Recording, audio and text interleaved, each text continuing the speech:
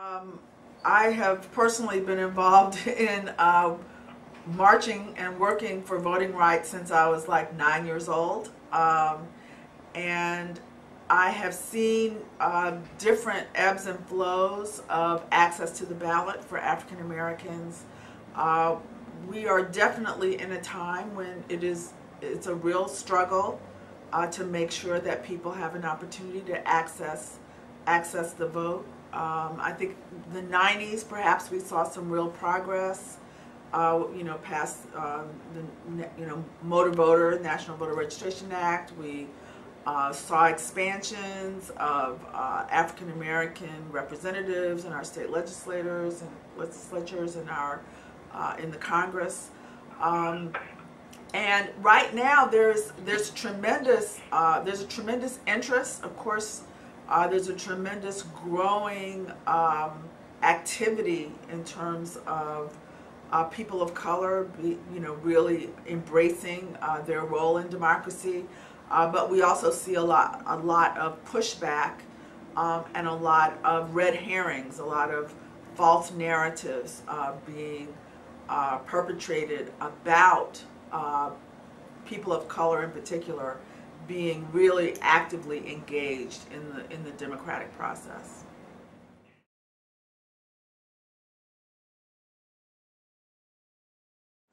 Well, we hear, of course, from the White House, from people like Chris Kobach in Kansas, this idea that somehow, there is fraud present when people of color are voting in large numbers.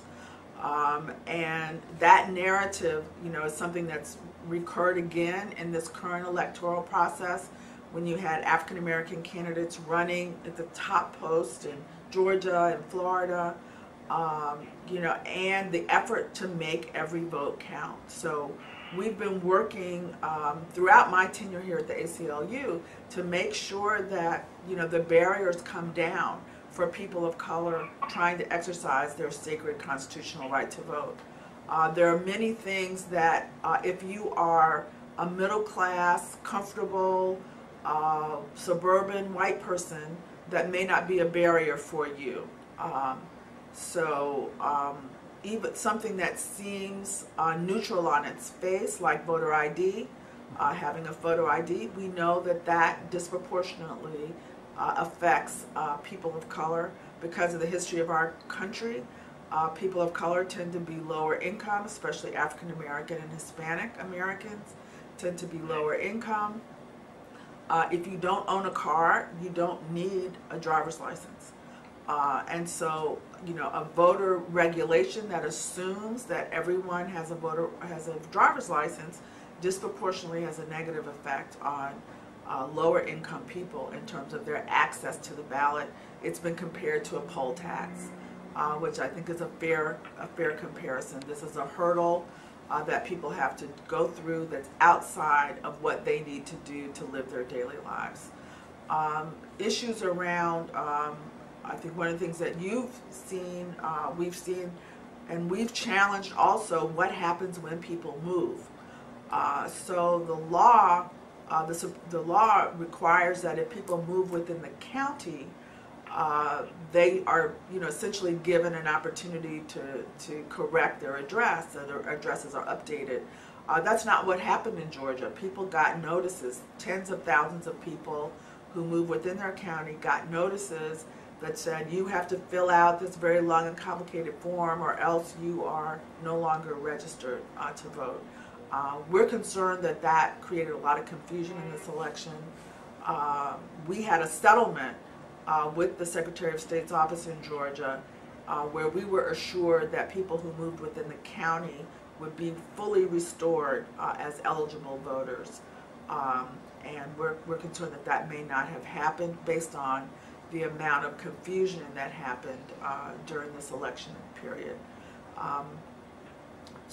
So this whole issue of moving, if you're a homeowner, then you don't have these issues about moving. If you're a renter, if you're someone who's lower income, in Georgia, the cities have become more expensive to live in, and we see poor people being pushed further and further out. And often that means changing county lines. And so someone who's an eligible voter, who's duly registered, who's fulfilled all their obligations, may find that they're no longer on the rolls because they missed because they didn't see a postcard that came in the mail telling them they had to re-register.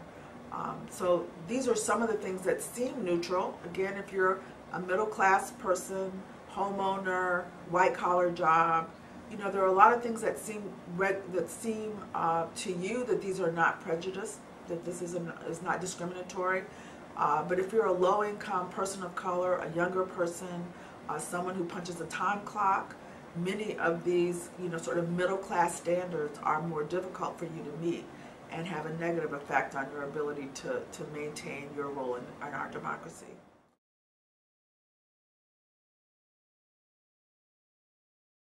Yeah, I mean, I think what's emerged is this bias towards sort of a middle class, suburban, white collar standard of what it means to be an eligible voter. And so if anyone who is different from that standard is somehow being cast as somehow not an appropriate voter, and given that our history is, of course, white male landowners over 21, you know, is how this country started in terms of who was an eligible voter. And it seems like we're, you know, that's almost being reasserted in some of these things that are being done in the name of so-called voter integrity, that makes it very difficult for people who are lower income, who punch a time clock, who use public transportation to get around, who don't have a personal reason to have a driver's license.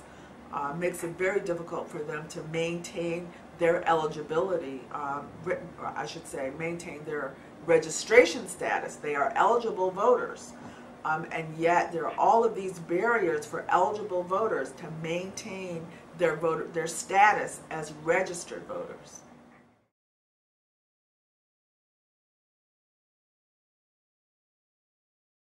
So the ACLU is involved in, we take up impact litigation, and we rely on brave citizens to raise issues so that we can have plaintiffs to bring these issues to court. And we were contacted by Stacey Hopkins when she received a notice from the Secretary of State's office that she needed to update her registration on this very complicated form because she had moved. And she was reasonably outraged by this. She's a registered voter. She's always voted regularly. She had just voted in the presidential election, and she was outraged that she would receive a notice like this.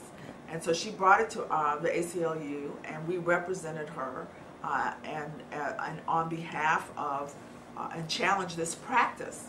And what we discovered is that under the Voting Rights Act, the Secretary of State was not to send this kind of notice to people who had only moved within their county. They could only send it if people moved across county lines as a constitutional standard. So we got a settlement agreement from the Secretary of State's office that people who had received these notices in error would be restored to full status without returning these forms. And so we're really grateful to Stacey Hopkins for raising this issue and helping us to correct this. You know, going forward, we're also then now going to go back and monitor whether or not this settlement agreement was actually adhered to, because there seemed to be so many people that showed up to vote in this election and then were told they were not on the rolls, that we have tremendous concerns that perhaps the settlement agreement was not adhered to.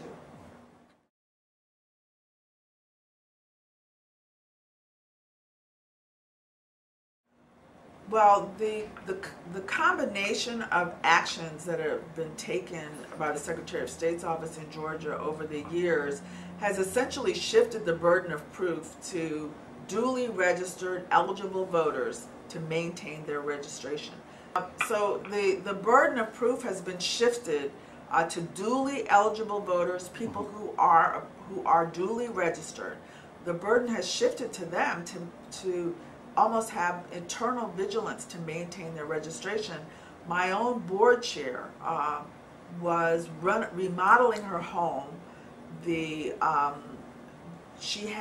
filed a change of address form because she was living out of her home for a few months while it was being remodeled.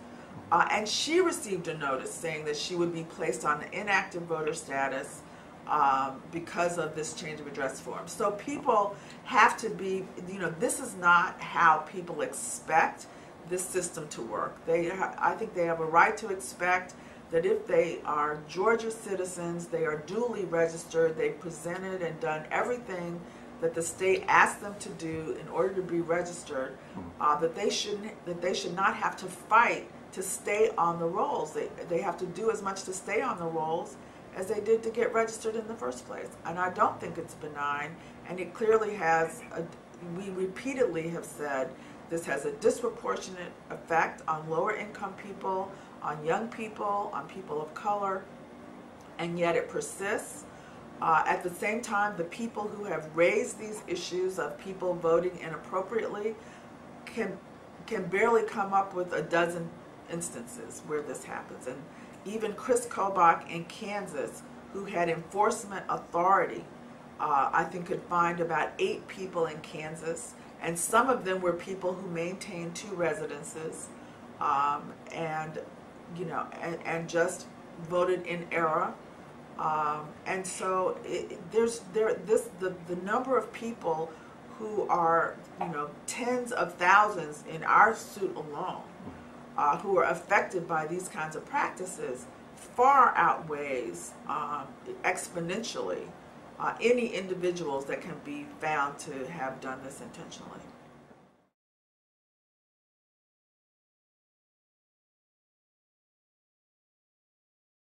No, I don't have any knowledge of people being prosecuted for voting twice. I have knowledge of people, a grandmother who was prosecuted for helping a first-time voter learn how to use the machine. And this is the kind of, we have, of course, notice of people having their absentee ballots rejected because an untrained poll worker decided that the signature didn't match the one that was on file. There are people who were purged, who were put on inactive voter status in violation, tens of thousands, in violation of the National Voter Registration Act. So the number of people who have been prevented from having their ballots cast or create additional burdens far outweighs anything that can be proven, which is why the president had to disband the so-called Voter Integrity Commission. I mean, they had a national commission and they had to disband it.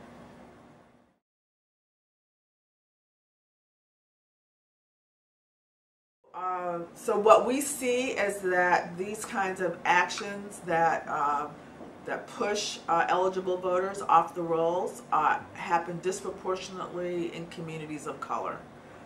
So the signature match issue we addressed. We were told that Gwinnett County had a much higher rate of rejecting absentee ballots than other counties. Gwinnett is a county that has just changed its political, it's gone from voting Republican to voting Democratic.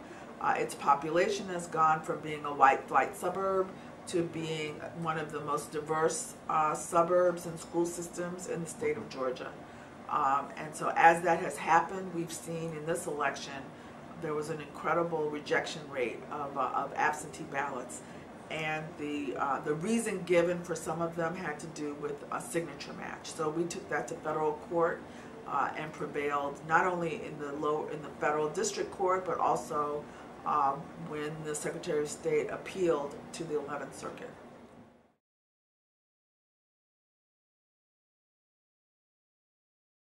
So, we talked about the kinds of voter suppression that gets at younger voters, lower income voters.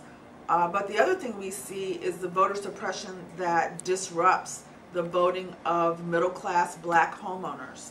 So in Fulton County in 2017, we had to fight an attempt to close polling places on the south side of Atlanta, which were overwhelmingly African American communities, many of them homeowner communities. So if you disrupt super voters, even homeowners, middle-class homeowners, when you change their polling place and they have to figure out how to vote someplace that they've not been voting in the past. And so we were able to be successful in having that reversed. Also in Randolph County in August, we got notice that between the primaries and the general election, they were going to close 7 of the 9 polling places, and particularly the polling places in the more heavily African American part of the county. Again, this was a county that had a large African American population. Those were the areas where the polls were slated to be closed. With allies, the Georgia Project, NAACP, we both filed a lawsuit, and we went to the community to do a petition drive to ask for these polls to stay open, and we were successful. In doing that, we also learned that the consultant that the county had hired, who had been recommended by the Secretary of State's office, had been to 10 other counties recommending what he called poll consolidations. And most of those counties had a higher African American population than is typical for the state of Georgia.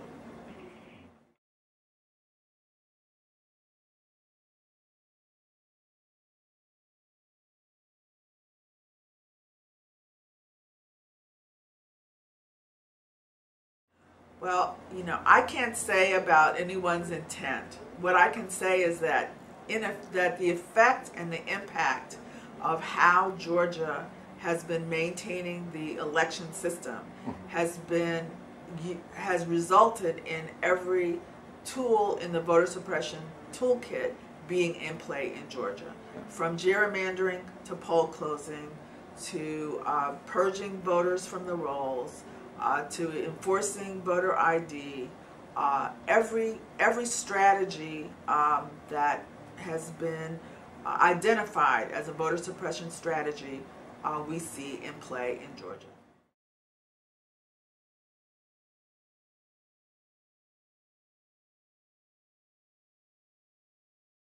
Well, certainly the president has certainly made remarks that and tweets and this, and elevating Chris Kobach, who is who was rejected by the people of Kansas, elevating Chris Kobach to a position of authority over the voting.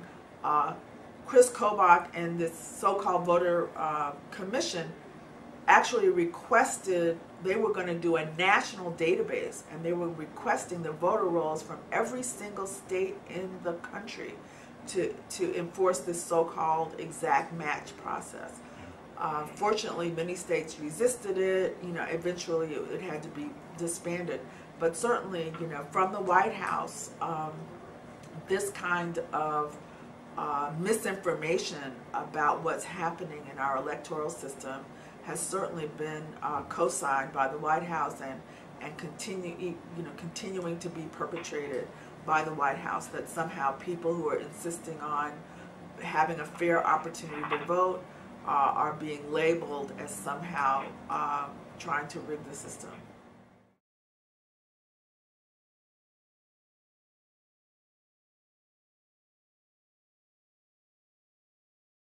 Well, as I said earlier, I think it's very much anti-democratic to have this, shift this burden of proof to eligible voters, duly registered voters, that they have to constantly reprove who they are, where they live, and their eligibility to vote.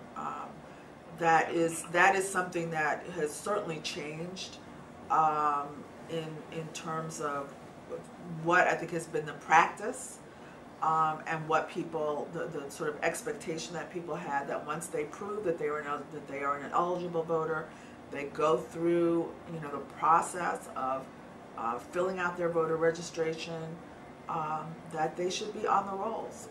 And so, you know, the Supreme Court has set this very minimal standard of what you have to do to be constitutionally appropriate. Some of these things, unfortunately, may not be considered constitutional violations, but they certainly violate the spirit of democracy and the spirit of making sure that everyone's voice is heard when we have our election system.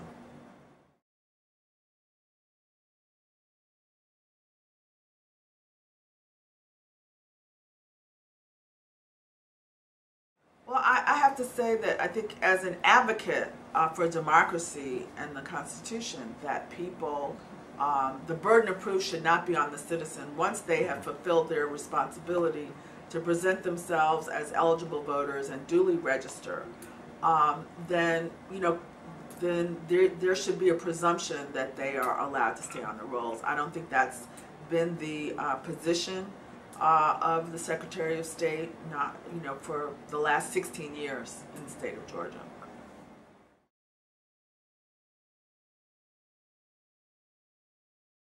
They're very flimsy. You know, in a stack of mail, there's nothing that would, you know, catch your attention about them. You know, and so, and I think many people would look at them and say, you know, okay, I'm registered, so I don't need to do anything, you know. And it is, as I said, there's not, you know, the customer service approach, even in terms of people who move, they should just get something that says, you know, this is where, here, this is your new place to vote. But you know, it's clear that there's not a, this is not designed to be inclusive and to keep people who are eligible on the rolls. It's designed to err on the side of removing people who are not vigilant about protecting their right to vote. I mean, we now have to give people instructions to go online and check your registration before every election. You know, that's never anything that that people had to do in the past.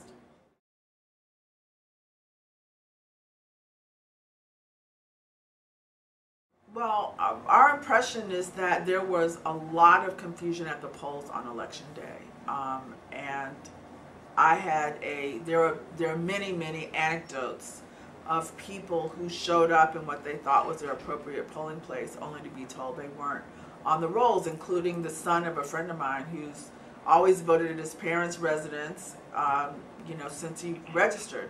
And when he showed up, they initially couldn't find his name, and then later they did find it. So there were many, you know, there were many strange stories that came out of this election day, and you know, we'll be continuing to investigate what happened.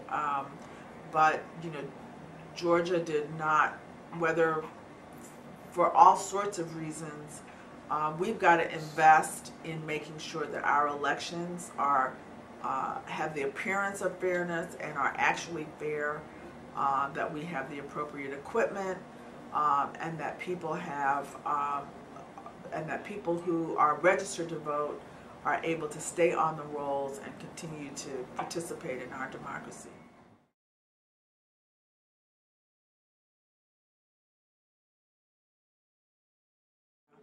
Well, I think that is the idea that people were not given provisional ballots, you know, is very disturbing. We certainly were advising people not to leave until they had voted a provisional ballot, and so we are very concerned that people who showed up to vote weren't given provisional ballots.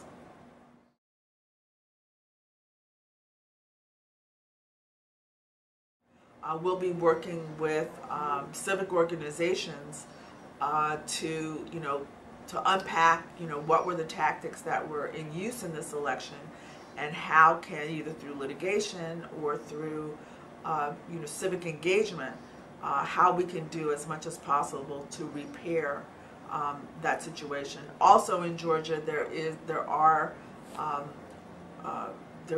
we're talking about legislation to prevent partisan gerrymandering, and we're looking at the purchase of new equipment for our elections. And so there's a lot happening in this legislature in particular about that will affect how elections are conducted in the future.